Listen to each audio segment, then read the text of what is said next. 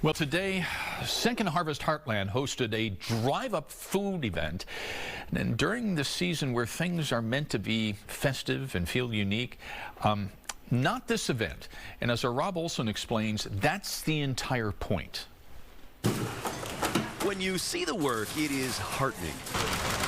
When you see the need, the demand it's shocking. Well, that is exactly the opposite. It's more shocking than it hasn't abated, and we're not sure what's going to bring down the crisis that people are facing right now. This place is called Volunteers Enlisted to Assist People, or VEAP, in Bloomington. It has been a food shelf for decades.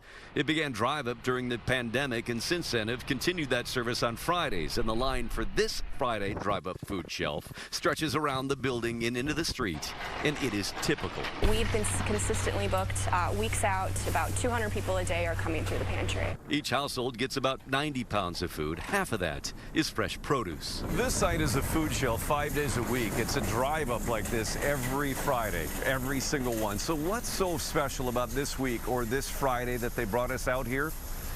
Nothing. I always say it's sobering. Allison O'Toole is CEO of Second Harvest Heartland, the major provider for VEAP's food shelf.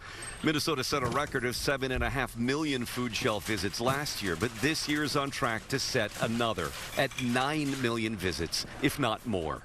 Food prices are still up 20%. The cost of rent is up 30%. Energy prices are up 30%. And it's stretching. People are having to make really hard decisions about what they pay, and the food budget is always the first to be compromised. Second Harvest set a goal this year to cut the need in half by the end of the decade. So far, the problem keeps getting worse. And it is really a rallying cry to this state to do better. In Bloomington, Rob Olson, Fox 9.